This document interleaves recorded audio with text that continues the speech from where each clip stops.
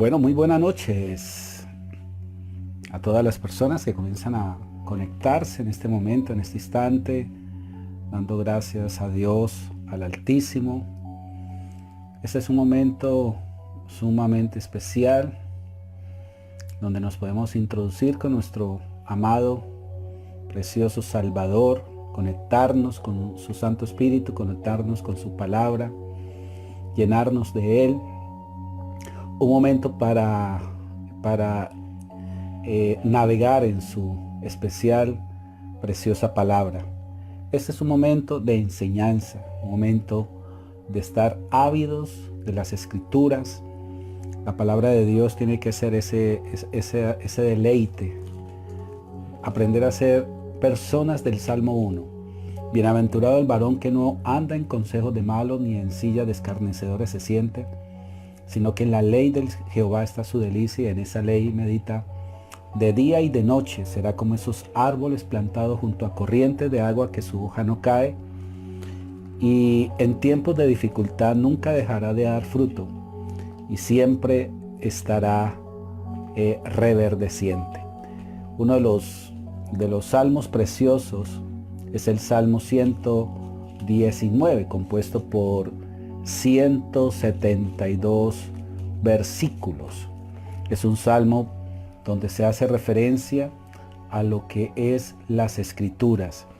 Bienaventurados los perfectos de camino, los que andan en la ley de Jehová. Bienaventurados los que guardan su testimonio y de todo corazón le buscan, pues no hacen iniquidad los que andan en sus caminos. Dios se encarga en que nosotros consideremos sus mandamientos. La Biblia dice: abre mis ojos y miraré las maravillas de su ley. Hoy vamos a estar compenetrándonos con este tema escatológico. Estamos estudiando la doctrina de los últimos tiempos. El libro de Primera de Corintios, capítulo 10, nos dice lo siguiente: no seáis tropiezo ni a judíos, ni a gentiles, ni a la iglesia de Dios. Nosotros debemos de aprender a conocer el concepto de escatología de Israel, el campo de la escatología en la iglesia y la escatología en las naciones. El apóstol Pablo hace una diferencia. Aquí en la primera carta a los Corintios, aquí en este capítulo 10, en este verso 32, no seáis tropiezos, dice a la iglesia de Corintios. Ustedes no sean tropiezos ni a judíos, no sean tropiezos ni a gentiles, y no sean tropiezos a la iglesia de Dios.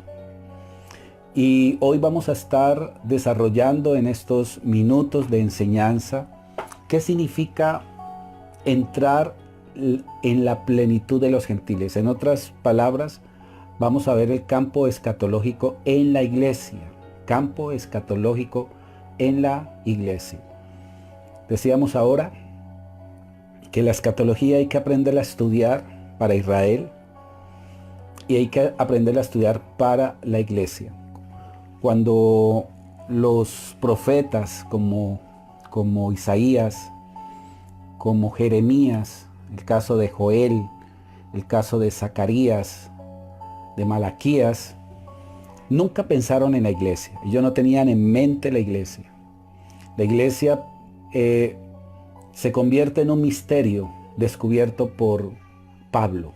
Pablo hace referencia de la iglesia como un misterio. Bueno, eso usted lo ve, por ejemplo, en el Colosenses capítulo 2, verso 2, donde dice: para que sean consolados sus corazones unidos en amor, hasta alcanzar todas las riquezas del pleno entendimiento, a fin de conocer el misterio de Dios el Padre y de Cristo. Pero también dice aquí en Colosenses 1:27, a quienes Dios quiso dar a conocer las riquezas de la gloria de este misterio entre los gentiles. Misterio entre los gentiles.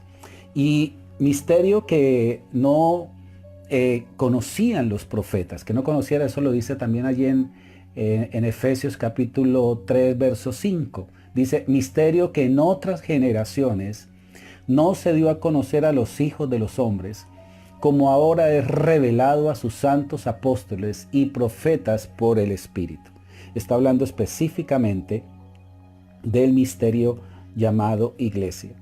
Ahora, ¿cómo debe de ser el tiempo del fin para la iglesia? Para la iglesia. Y yo quiero aquí trasladarme al libro de Romanos capítulo 11, verso 25.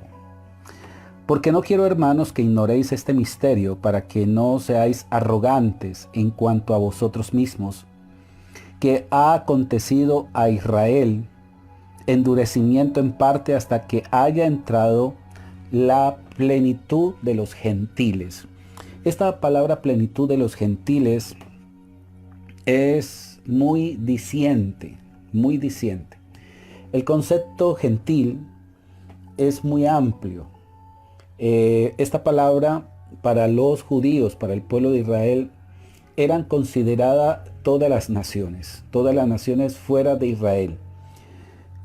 Cuando uno estudia la escatología, inicialmente uno tiene que hacer referencia de Israel como ese círculo y como este círculo más grande todas las demás naciones.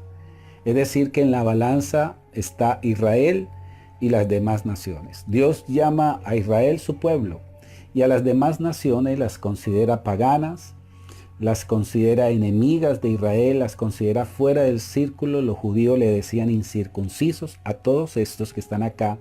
No importa de qué nacionalidad en ese tiempo, eran pueblos que hoy en día ya no existen, pero que hubo una variación al cabo de los tiempos. Por ejemplo, los alemanes, los ingleses, que vienen de culturas anglosajonas y que vienen que encontrar sus raíces, pues vamos a encontrar de muchos pueblos que existieron. Por ejemplo, los persas, que son antiquísimos, hoy en día es Irán y todos estos territorios que vemos por ahí aledaños. Entonces, hay que hacer una gran diferencia en todo lo que se le llamaba gentiles. Gentiles, se tenían estos calificativos. Primeramente, incircuncisos.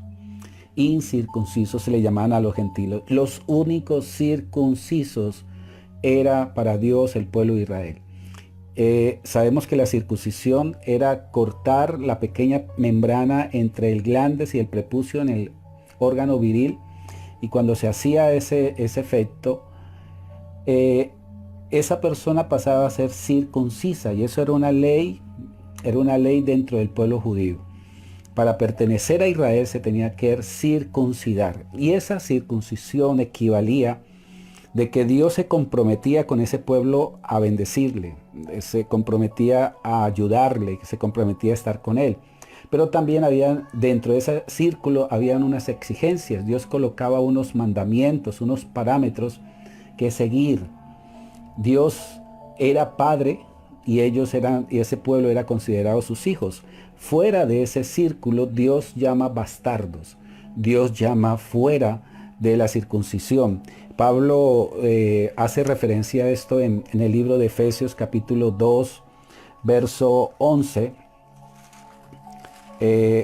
donde dice aquí en el 11, por tanto acuérdense ustedes los gentiles, ustedes que ahora son iglesias, pero que antes eran gentiles, en cuanto a la carne, se le llamaban incircuncisión o incircuncisos, por la llamada circuncisión hecha con mano en la carne.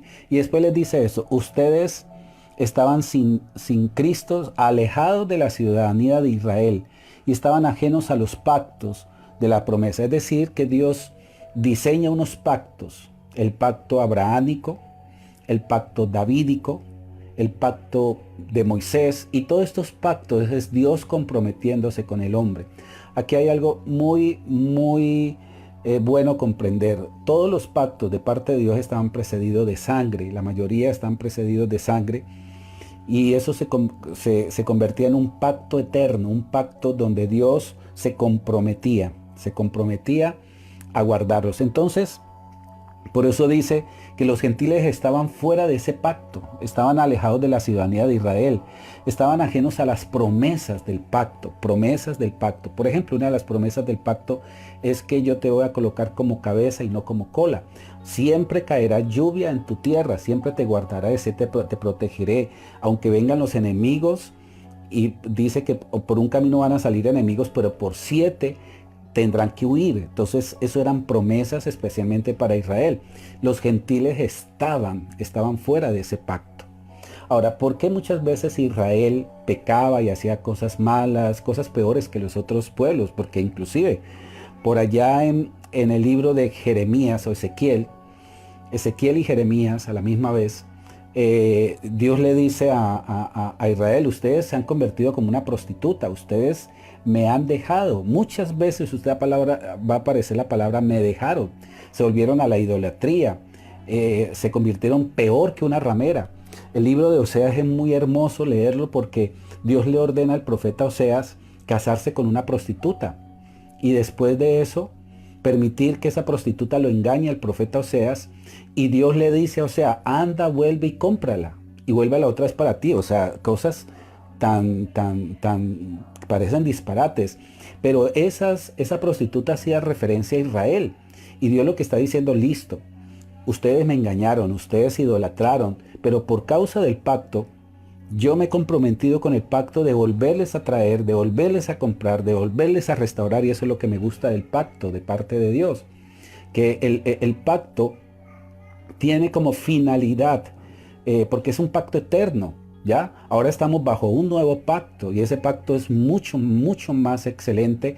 La Biblia dice que el antiguo pacto estaba precedido de muchos sacrificios, de continua derramamiento de sangre, pero el nuevo pacto está precedido de una sangre que santificó una vez para siempre. Entonces, cuando entendemos cómo viene esta cuestión de los pactos, el pacto está precedido de la circuncisión, que significa círculo, es decir, Dios comprometiéndose especialmente con Israel inicialmente de bendecirte.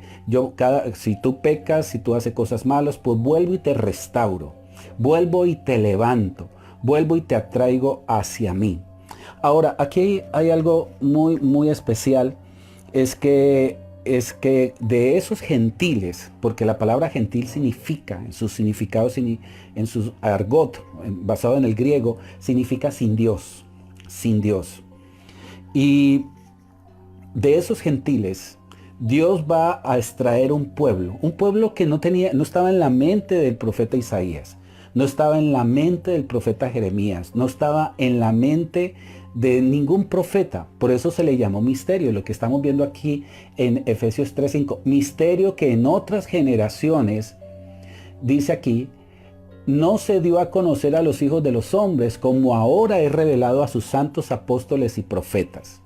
Y ese misterio se llama la iglesia. Por eso la escatología hay que aprenderla a ver en la óptica de escatología basado en Israel, la escatología de la iglesia y la escatología de los gentiles. Escatología de los gentiles. La escatología de la iglesia es la que en este momento nos estamos enfatizando. Hasta que llegue la plenitud de los gentiles, Israel no dejará de tener ese corazón duro. Porque actualmente el pueblo de Israel tiene un velo. Uno de los pueblos, las naciones más difíciles para predicar el evangelio es el pueblo de Israel. Si usted tiene la oportunidad de ir a Jerusalén y tratar de llevar tratados, de llevar los 4 principios, de leerles la Biblia, ellos no van a entender, porque hay algo puesto por el mismo Dios, un velo, y este velo tiene que ser quitado al tiempo del final.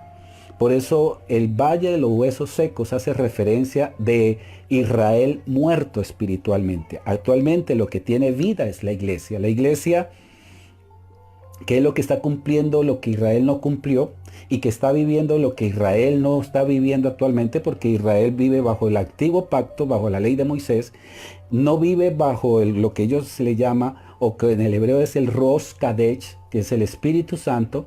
El Espíritu Santo fue dada a la iglesia, y también fue puesta una dimensión que se llama la gracia de Dios. En Zacarías capítulo 12 dice que Israel conocerá el espíritu de oración y de gracia. Y también por allá en el libro de Ezequiel, capítulo 25, se hace referencia que Israel tendrá lo que la iglesia actualmente tiene. Esto es grandioso. Por eso el campo escatológico en la iglesia es que estamos viviendo tiempos especiales, porque nosotros hacemos parte del otro redil. Ese redil que Jesús dijo: yo tengo otras ovejas que tengo que traer a este rebaño, otras ovejas.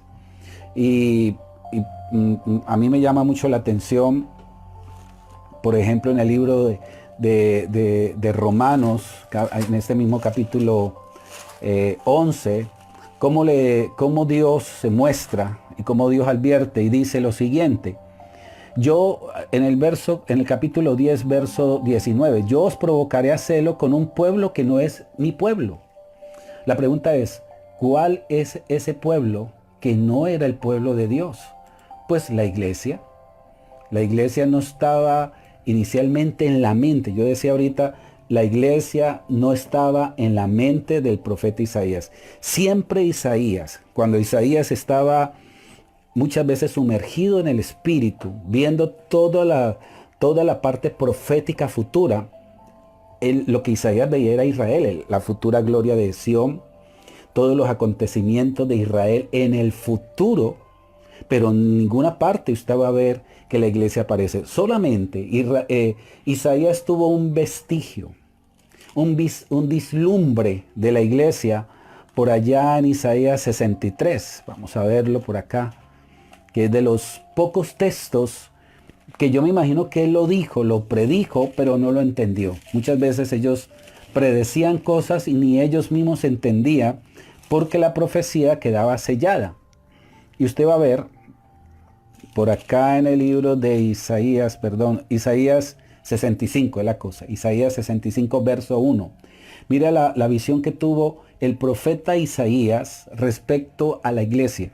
Fui buscado por los que no preguntaban por mí. Fui hallado por los que no me buscaban. Fui hallado por los que no me buscaban. Y dije a gente que no invocaba mi nombre: heme aquí, heme aquí. Qué gran diferencia. Hay una gran diferencia de predicarle a un judío ortodoxo, nacido allá en Israel, que predicarle a alguien como usted que me está escuchando. Cuando usted escuchó el evangelio, cuando alguien le anunció y le habló de Jesús, usted en ese momento cayó rendido a los pies de Cristo. Ellos no. Ellos lo niegan, ellos tienen un corazón de piedra, endurecido, ellos esperan, por más que usted les explique con regla, con compás, con hebreo, con griego, con el diccionario Strong, bueno, con todas las herramientas que usted puede tratar de encontrar para tratar de persuadir a un judío que se convierta a Cristo, se vuelve inútil, atención. ¿Por qué? Porque Dios ha establecido para los judíos simplemente un velo. La Biblia dice que hasta el día de hoy el velo de Moisés está puesto en ellos. Y ese velo está dirigido allí en la Torá. Dios escoge a un apóstol, a un hombre como Pablo, para llevar a cabo esa comisión de establecer los parámetros para que la iglesia viva en una dimensión diferente. Hay algo muy, muy especial. Usted va a ver que en el concepto antiguo testamentario la palabra que más sobreabunda, y sin desacreditarla y sin dejarla de hacer, que es uno de los pasos hacia la plenitud, de la palabra unción. Inclusive la palabra unción significa untar. Pero la palabra plenitud, que ya el apóstol Pablo hace como más referencia, en la palabra plenitud significa sumergirse en su totalidad, llevar a cabo hasta rebosar. ¿Se puede imaginar esto? Rebosar. La palabra griega para plenitud es el pleroma. Y usted va a ver en el libro de Efesios capítulo 5, Pablo dice que ese misterio que es la iglesia, Dios la tiene que llevar hasta la estatura de la plenitud de Cristo. La estatura de la plenitud de Cristo. Es decir, que la iglesia va a rebosar, no solamente en cuantía de personas, sino en su carácter ideal. Por eso la Biblia habla del fruto del Espíritu. Ahora, toda cosecha se conoce por al final de la cosecha. Por su fruto los conocerás, los frutos. Y el fruto del Espíritu es el que se compara al de, por ahí han visto un video muy bueno, me parece excelente, la diferencia entre el trigo y la cizaña, y se conoce por el fruto.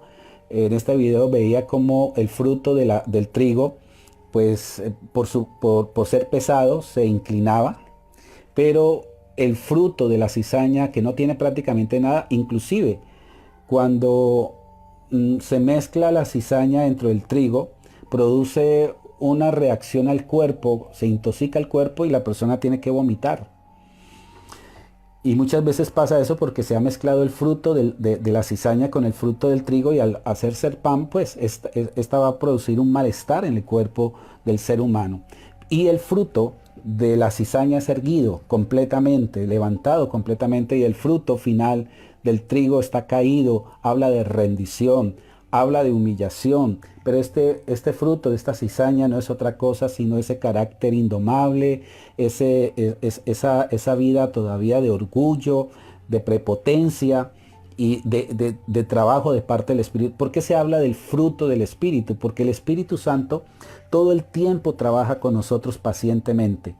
Nosotros somos como cuando se ve el trabajo de un alfarero. La Biblia está lleno de ideas, de ejemplos como el alfarero. Por allá en Jeremías se habla de la casa del alfarero, y el alfarero es muy paciente. El barro es un incógnito, porque muchas veces se coge el barro, y cuando se coge el barro, pues este trae suciedades, trapos sucios. ¿Y sabes qué hace el alfarero? El alfarero va hasta un lagar y comienza a purificar ese barro, comienza a hacerlo, y siempre ese barro es sinónimo de fragilidad, y ese realmente es nuestra humanidad. Nuestra humanidad es muy, muy, muy frágil. E inclusive usted va a ver que en la imagen que se ve la cabeza de oro, y al final se ve barro mezclado habla de fragilidad. Nosotros somos barro por nuestra fragilidad. Por eso el apóstol Pablo, por allá en 2 Corintios 4:7 dice, para que la excelencia nosotros tenemos un tesoro en vasos de barro, para que la excelencia no sea de nosotros sino de Dios, haciendo referencia a que el Espíritu Santo quiere morar en medio de nuestra fragilidad. Y el honor y todo lo que realmente nosotros ya somos no es porque nosotros nos hemos propuesto, sino porque el Espíritu Santo ha trabajado en nosotros, nos ha forjado, nos ha formado pacientemente. ¿No es esto hermoso? Y esto viene algo muy especial.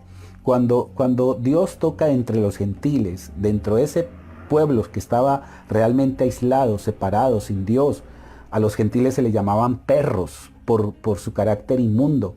Se les llamaba, tenían una cantidad de calificativos despectivos, unos títulos aborrecibles.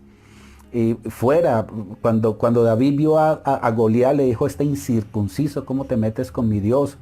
Y en el nombre de Jehová, y lanzó esa roca y lo tumbó, pero le llamó incircunciso, ¿ya? Por allá cuando Pedro ve un lienzo, allá en Hechos 10, cuando estaba en Jope, tuvo una visión, se desenrolló un lienzo y vio allí plasmado todos los animales inmundos, y una voz que le decía, Pedro, anda, mata y come. Y él dice, Señor, ¿yo cómo voy a comer lo inmundo? Y esos que estaban allí en ese lienzo eran todos los gentiles. ¿Por qué? Porque Dios estaba preparando que había un hombre gentil llamado Cornelio, que se le iba a derramar el Espíritu Santo, que iba a tomarlo, que iba a tomar posesión sobre él, y que iba a entender la palabra. Un hombre que estaba dispuesto a convocar, a sentir el llamamiento, pero que Pedro inicialmente no iba a ir a la casa de Cornelio por su idea, por su judaísmo metido en su corazón, y él pensaba que solamente la salvación era para el pueblo de Israel y no para los gentiles. Entonces Dios prepara a Pedro y le dice, anda, mata y come. Y después esa voz preciosa le dice, no llames tú inmundo lo que yo he santificado, lo que yo he separado. Y aquí Isaías comprende eso. Por allá había un vestigio de la iglesia. Pablo revela este misterio llamado la iglesia. La iglesia La escatología de la iglesia es que Dios está trabajando todos los días con la iglesia. Dios tiene control de la iglesia. La iglesia está compuesta de muchas denominaciones, muchas denominaciones.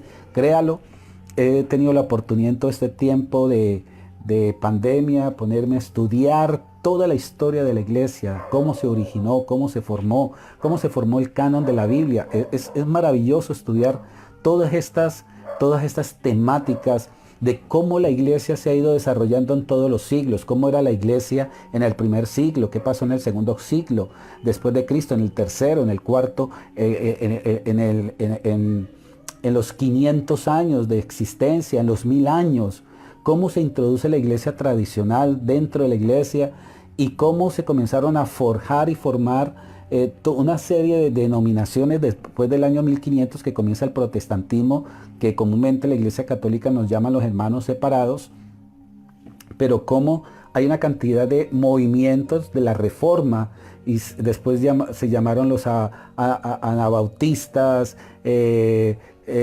movimiento de la santidad formado por los hermanos Wesley. Bueno, hay una cantidad de historia de la iglesia. Eso es lo hermoso de estudiarlo y cómo se han ido restaurando cantidades de conceptos, la reforma, por ejemplo, la salvación por gracia, el movimiento del Espíritu Santo, el tiempo del Pentecostés, bueno, cantidades de cosas con la iglesia. Dios trabajando con la iglesia. La iglesia, Dios la incrusta dentro del olivo. La Biblia dice que Israel es el olivo y Dios cogió a estos que eran gentiles, que estaban separados de la gracia de Dios, que estaban separados de Cristo, que no hacían parte del pacto, viene y comienza a forjarlo y formarlo. Y tenemos un gran privilegio, es que Dios nos ha dado primeramente el Espíritu como primicia. Segundo, nos ha revelado la dimensión de lo que es la cruz y la resurrección. Y sobre todo lo que representa la gracia de Dios. La gracia es una dimensión preciosa para la iglesia. La gracia de Dios es una dimensión de poder, es una dimensión de todo lo puedo en Cristo que me fortalece. Y es allí donde nosotros comenzamos a comprender cómo es la escatología con la iglesia, cómo es la escatología de la iglesia, cómo va a ser la iglesia en los tiempos finales. La iglesia, que ha pasado por periodos de prueba muy tremendos, es la poseedora de la luz, es la poseedora de la revelación. Ahora, me preguntará usted, pastor, ¿y quién es la iglesia? Bueno, la iglesia son los seguidores de Jesús, los que proclaman a Jesús. No estamos hablando de religión verdadera. El tema de religión verdadera no es existente en las Escrituras. Lo que estamos hablando es del cristianismo, del cristiano verdadero, del cristiano regenerado. Me gusta mucho ese concepto de regeneración, porque el concepto de regeneración tiene que ver con crecimiento espiritual y ese crecimiento espiritual se ve evidenciado en su manera de vivir, en su manera de pensar. Por eso por allá dice la Biblia, cambia tu manera de pensar para que cambie tu manera de vivir, ¿ya? Despójese del viejo hombre que está viciado conforme a los deseos engañosos de la carne y renueves en el espíritu de su mente y vistas en del nuevo hombre creado según Dios en la justicia y santidad de la verdad. Es allí donde nosotros comenzamos a comprender de que la iglesia va a llegar un momento donde Dios la va a llenar, la va a colmar, la va a hacer rebosar.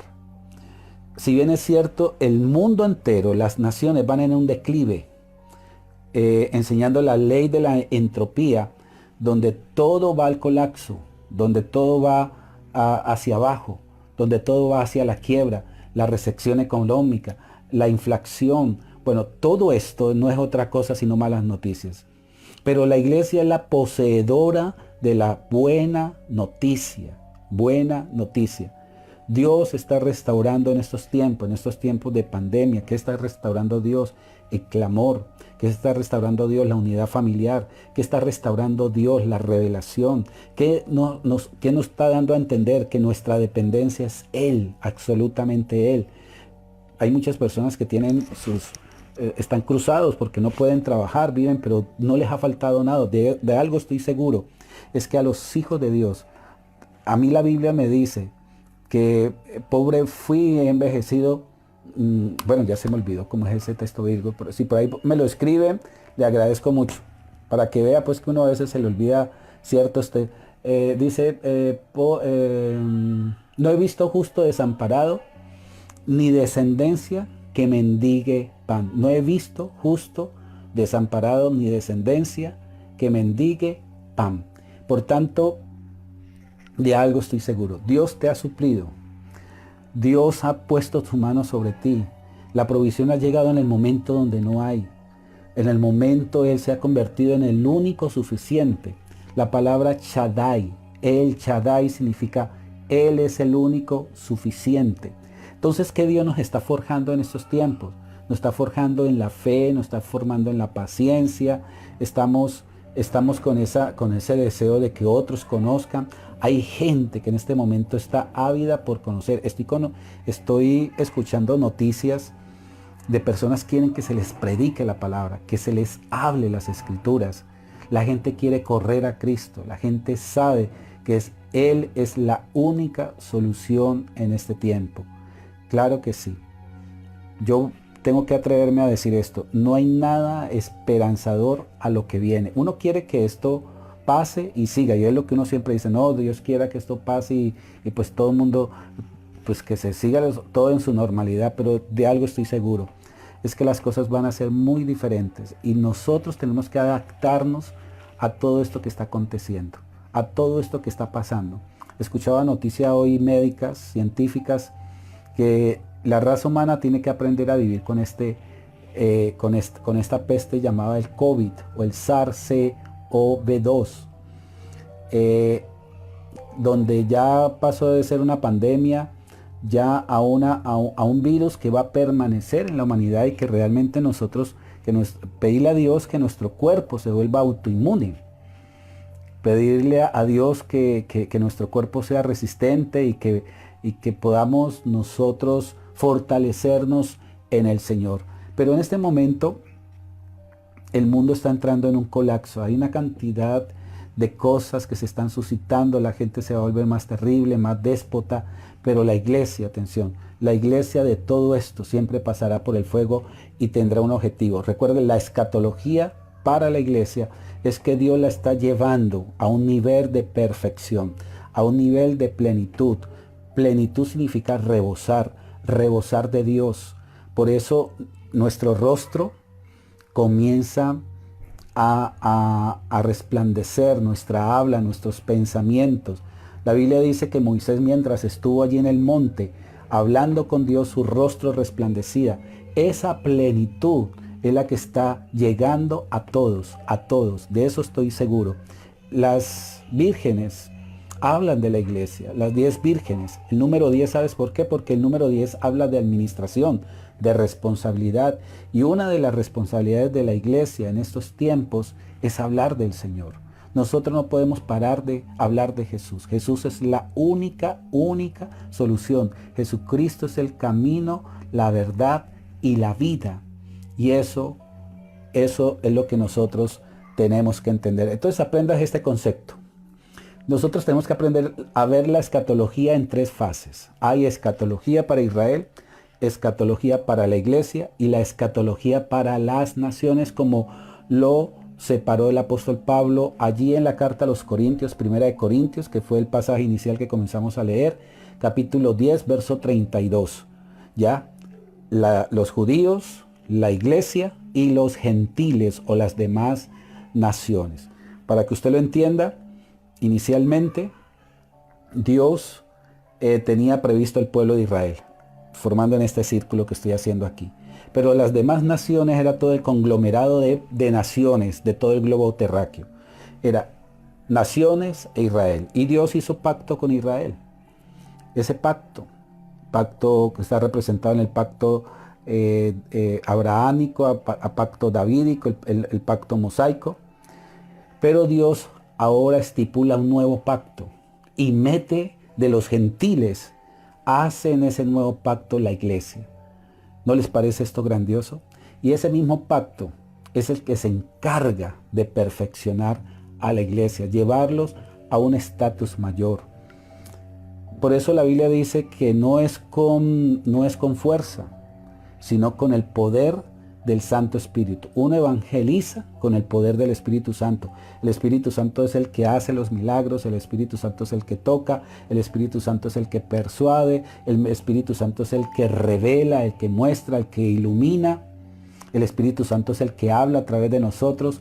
Por eso se llama el tiempo de la iglesia y el tiempo del Espíritu Santo en la iglesia, basado en el poder de la gracia. Nosotros tenemos que tener esas tres columnas siempre patentes: la gracia de Dios, el Espíritu Santo y la vida de resurrección. Vida de resurrección, sinónimo de vida. Vida del Espíritu, vida. Y cuando se habla gracia, Espíritu y resurrección, los tres son sinónimo de vida. La iglesia tiene vida de Dios. Amigo y amiga, ese es un tiempo muy especial. Edificar la iglesia, llevarla a su máxima revelación, máximo esplendor, es una obra solamente del Espíritu Santo. Vamos entonces a entrar en oración, pero antes de eso yo quisiera como saludar a algunas personas que están por aquí conectadas. Hoy sábado, pues estoy como, por favor, si me pueden saludar. Geraldine Delgado, que Dios te siga bendiciendo. Me di cuenta que estuviste un poquito como indispuesta, pero espero que estés bien. Geraldine, ¿cómo estás? Qué bueno verte conectado desde la ciudad de Pasto. Yoneri, ¿cómo estás? Muchas bendiciones. Un saludo a Joana también desde la hermosa ciudad de Pasto. Bueno, hay muchos más conectados y sí, ahora, ¿les parece utilicemos estos 5 minuticos para Luz Estela Valencia desde los Estados Unidos? Si tienen alguna pregunta me la pueden hacer saber por aquí, por este medio, y podemos resolver. Tomemos 5 minutos de preguntas y respuestas de lo que hemos estado hablando, desarrollando. Creo que hoy quedó muy claro lo que es la escatología para la iglesia, la escatología para Israel y la escatología para los gentiles o los últimos. Gustavo Montoya. Gustavo, me estás escribiendo desde Australia. Desde Australia, me imagino que estamos casi a 13 horas de diferencia, no sé qué hora estás en la ciudad de Perth, creo que es Perth en Australia. Ximena Vázquez, muchas de Villa Garzón, Putumayo. ¿Cómo estás, Ximena? Sí, me acuerdo de ti. Santander de Quilichao. Ahorita estás en Villa Garzón, Putumayo, creo que es así, ¿no? Marta Cecilia Tapasco, me estás escribiendo desde Terrón. Bueno, qué especial. Marlin Andrade, te acabaste de conectar. Alfonso Gutiérrez. Bueno, pregunta, Alfonso, ¿después de esta pandemia vendrá el nuevo orden mundial? Bueno, yo creo que sí. Estas son respuestas que uno no puede darlas como respuestas absolutas, pero todo se está apuntando a ese nuevo orden mundial que se ha venido gestando desde hace mucho tiempo.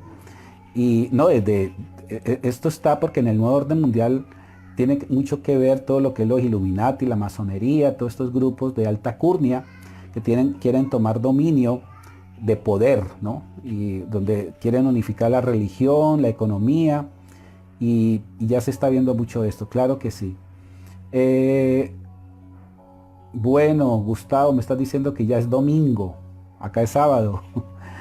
Bueno, si tienen más preguntas, aprovechemos este tiempito. Estoy dándome la tarea en este momento de saludarles. Para mí es un gusto poderles dirigir. Espero pues que todas estas conferencias sean de gran bendición. La escatología es muy profunda, muy profunda. Uno debe analizar los libros de escatología basado en el libro de Joel, Zacarías, Amós, Miqueas, que es muy profundo, libro de Habacuc, Isaías, Jeremías. Uno de los libros más, diría yo, más complejos y no tan fáciles es el libro de Ezequiel, sobre todo los finales. Después del capítulo 40 de Ezequiel ya se habla del templo, la restauración del templo, y vamos a ver hasta el capítulo 48. Ya por allá en el 47 se habla del río que hay debajo de Jerusalén y que representa ese río. Bueno, muchas cosas por aprender. Saludo de Patricia Becerra. Claro que la recuerdo mucho, Patricia. Que Dios te siga bendiciendo. Son personas que llevo mucho en el corazón. Ingrid, ¿cómo estás? Muchas bendiciones. Salúdame a Mario, a tu mami. Bueno, qué personas tan hermosas, especiales. Qué grato poderles saludar a todos ustedes. Me hubiera gustado que me hubieran hecho más preguntas, pero parece ser que todo está entendido. Saludo, Marco Antonio. Siempre allí conectado con este medio. Bueno, mañana es tiempo de reunirnos, de congregarnos en nuestras iglesias, en nuestras congregaciones. La Misión Carismática del Mundo tiene su conexión por Facebook Live, la página MCM Colombia, Misión Carismática, a las 9 de la mañana. El apóstol Jorge estará trayendo una palabra muy especial, sobre todo en estos tiempos tan difíciles. Marianelli, muchas bendiciones. ¿Cómo estás? Bueno, Marlen, desde Chile, Antofagasta, o no sé si es Iquique o Antofagasta, o bueno, qué hermosa tierra, un desierto frío. Yo no sé si estará haciendo frío en este momento en ese desierto. Gracias, pastor, por ayudarnos a enseñar a través de estos estudios. Bueno, para mí es un honor, muy grato. Jacqueline, te recuerdo mucho. ¿Cómo está tu familia? Qué alegría. Me he dedicado en estos minuticos a saludarles. Pues quería que me hubieran hecho preguntas y poderlas resolver. Pero bueno, que Dios me les siga bendiciendo muchísimo a todos, a todos, a todos. Y estaremos la otra semana trayendo estas temáticas tan especiales.